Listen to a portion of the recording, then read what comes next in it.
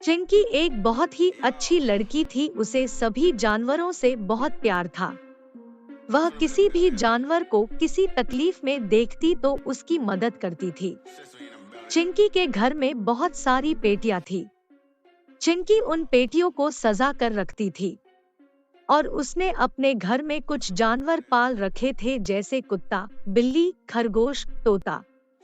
वो अपने सभी जानवरों को उन पेटियों पर रखती और उनके साथ बहुत खेलती थी। चिंकी के घर को सब छोटा चिड़ियाघर कहते थे। एक दिन चिंकी बाजार जा रही थी। रास्ते में उसे बिल्कुल छोटा सा कुत्ते का बच्चा दिखाई देता है, जिसकी अभी आंखें भी नहीं खुली होती। चिंकी जल्दी से जाकर उसे उठा लेती है और कहती है, ये कितना प्यारा है, लेकिन इसकी माँ कहीं दिखाई नहीं दे रही। वह उस बच्चे की माँ को बहुत ढूंढती है, लेकिन उसे वह नहीं मिलती।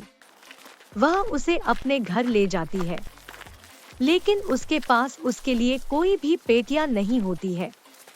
वह उसके लिए बाजार में बहुत सारी पेटियां देखती है, लेकिन उसे कोई भी पेटियां पसंद नहीं आती है। वह मायूस हो जाती है और घर वापस आ रही होती है। तभी उसे मंदिर के बाहर एक बहुत ही सुंदर पेटी दिखाई देती है। कितनी सुंदर पेटी है, लेकिन इसे ऐसे कौन छोड़ गया? मैं पंडित जी से पूछकर ये पेटी घर ले जाती हूँ। चिंकी मंदिर के अंदर जाती है और पंडित जी से पूछती है, पंडित जी, क्या मैं ये पेटी ले जाऊं? हाँ बेटिया, वैसे भी यह यहाँ पड़ी ही है, पता नहीं कौन छोड़ गया। अब चिंकी वो पेटी घर ले जाती है और उस पे छोटा सा बिस्तर लगाती है और उस बच्चे को उस पे रखती है। जैसे ही वह बच्चे उस पेटी पे जाता है, वह इंसानों की भाषा में बात करने लगता है और नीचे आते ही फिर से वैसा हो जाता है। चिंकी चौंक जाती है और सोचती है। अब पड़ोसी चिंकी के जानवरों को चुराने का प्लान बना लेता है और गलती से उस दिन चिंकी उस जादुई पेटी को जानवरों के पास ही भूल जाती है। अब रात को पड़ोसी चुपके से जानवरों को चुराने के लिए आता है और जैसे ही वह जानवरों को चुराने के लिए सबसे पहले बिल्ली को हाथ लगाता है, वह बिल्ली बन जाता है और उसको देखकर सारे जानवर आवाज करने लगते हैं।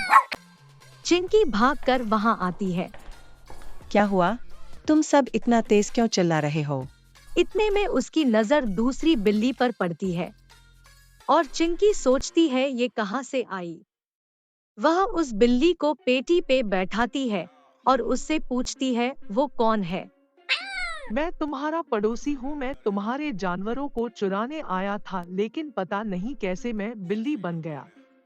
इतने में पेटी में से आवाज आती है, यह सब मैंने किया है।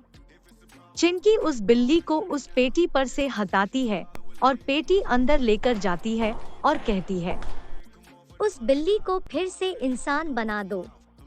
पेटी चिंकी की बात मान जाती है और बिल्ली को वापस से इंसान बना देती है।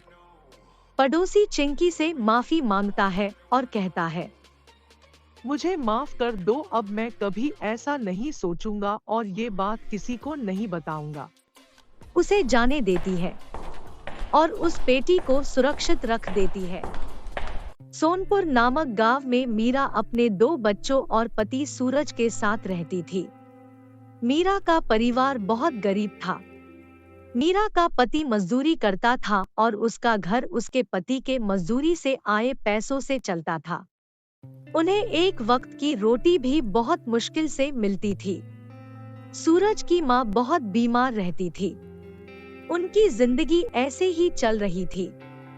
एक दिन अचानक मीरा का पति बीमार हो जाता है और उसे बुखार हो जाता है और पैसों की कमी होने के कारण उसका इलाज नहीं हो पाता है, जिसके कारण उसकी मौत हो जाती है। सूरज का एक भाई होता है जो बहुत मतलबी और लालची आदमी है।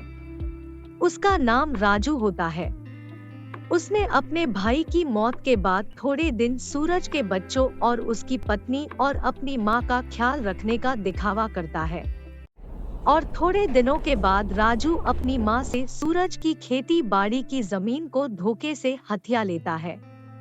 और उसे किसी बड़े से सेठ को बेच के फरार हो जाता है। मैंने कैसा बेटा पैदा किया जो धोखे से अपने ही भाई की जमीन को हथिया लिया है।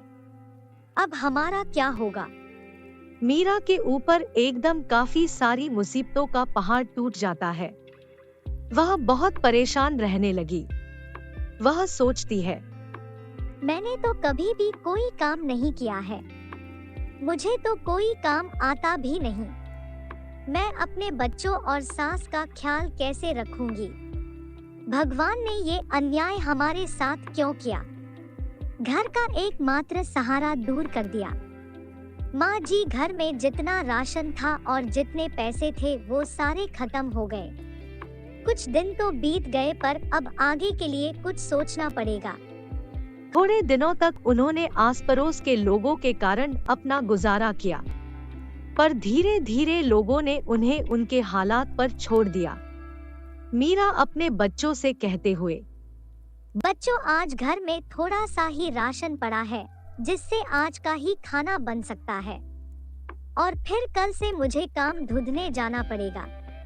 मैं बहुत परेशान हूँ कि मैं किसके सहारे तुम्हें छोड़कर जाऊंगी।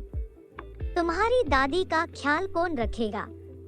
मीरा अपने बच्चों और दादी को खाना देती है और थोड़ा सा खाना अपने लिए बचा कर खा रही होती है कि वो देखती है कि उसके घर के बाहर कोई बुढ़िया खड़ी है। मीरा अपने बिस्तर से उठती है और दरवाजे की ओर जाती है और बुढ़िया से कहती है, क्या हुआ माँ जी?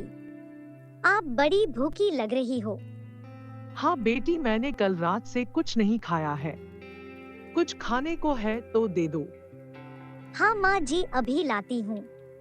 मीरा अंदर जाती है और जो खाना उसने अपने लिए बचाया था वो लाकर बुढ़िया को दे देती है। क्या हुआ बेटी?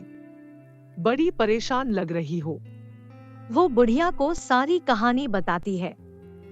तो अब मैं क्या करूँ? न मैं अपने बच्चों को छोड़कर बाहर काम करने जा सकती हूँ, और काम नहीं करूँगी तो घर कौन चलाएगा?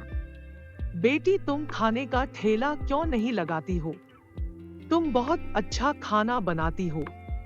और यह लो जादुई गोली, इसे अगर अपने खाने में डालोगी तो तुम्हारे खाने को खाकर लोग उंगलियां चाटते रह जाएंगे। जब बुढ़िया मीरा से बात कर रही थी तो वहाँ से राजू गुजर रहा था, तो वो सारी बातें सुन लेता है लेकिन वो ध्यान नहीं देता। अगले दिन मीरा जादुई गोली को खाने में डालकर खाना बनाती है और अपना ठेला लगाती है। अपना ठेला और अपने बच्चों की मदद से वो ये सारी बात पूरी गांव में फैला देती है। जब सब उसके यहाँ खाने आते हैं तो वह सब खाना खाकर अपनी उंगलियां चाटने लगते हैं। सब उसके खाने की तारीफ कर रहे थे। वाह, क्या खाना बना है, खाकर मजा आ गया। ऐसे ही वह अपना खाना बनाती है और उसे बेचती है। उसका काम चल गया था, उसकी अच्छी कमाई हो रही थी। एक दिन उसके ठेले के पास से राजू गुजरता है और कहता है, लगता है कि यह जादुई गोली का कमाल है। क्यों न मैं भी वो जादुई गोली चुराकर मैं भी अपना ठेला लगा लूं। रात को राजू मीरा के घर से जादुई गोली का पैकेट चुरा लेता है। सवेरे जब मीरा देखती है जादुई गोली का पैकेट नहीं मिलता है तो वह बहुत परेशान हो जाती। तभी वह खिड़की से बाहर देखती है तो उसे वही बुढ़िया दिखती है। वो बुढ़िया के पास जाती है और उसे सारी बात बताती है। अरे कोई जादुई गोली नहीं थी, वो तो बस तुम्हें मोटिवेट करने के लिए मैंने पैकेट देकर तुम्हें ऐसा कहा। शुक्रिया माँ जी, अगर आप नहीं होती तो मुझे पता नहीं चलता कि मैं इतना अच्छा खाना बनाती हूँ। अगले दिन राजू भी अपना ठेला मीरा के ठेले के सामने लगा लेता है और खाना बनाकर बेचने लगता है। जब लोग उसका खाना खाते हैं, सब खाना अपने मुंह से थूकने लगते हैं। छी छी छी, कितना गंदा खाना बनाया है तुमने, मेरे मुंह का तो स्वाद ही खराब हो गया। उसके बाद राजू बुढ़िया के पास जाता है और यूं से कहता है, ये क्या तुम्हारी जादुई गोली तो काम ही नहीं करती, वो कहाँ से जादुई है? वो जादुई है पर वो अपना असर टैब दिखती है अगर तुम सच्चे मन से खाना बनाओ। तुमने चोरी की है और लालच के लिए गोली का पैकेट चुराया, इसलिए गोली ने अपना असर नहीं दिखाया। मुझे अपनी गलती का एहसास हो चुका है। मुझे माफ कर दो। मेरे से माफी मत मांगो, मांगना ही है तो मीरा से मांगो। फिर अगले ही दिन राजू मीरा के घर जाकर उनसे माफी मांगता है और जो धन उसे जमीनें को बेचकर प्राप्त हुआ था उसे अपनी मां को दे देता है।